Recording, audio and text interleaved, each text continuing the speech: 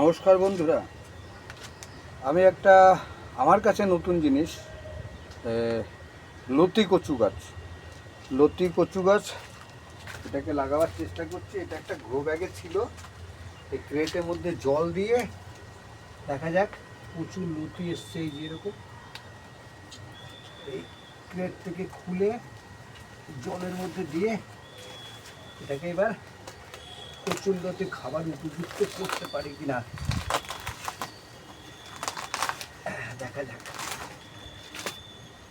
এবার এটাকে ধরে জল দেওয়া আছে, ক্রেটের মধ্যে প্লাস্টিক দেওয়া আছে, এইখানে বসিয়ে দিলাম। এবার এই লতিগুলো জল না হলে হচ্ছিল না।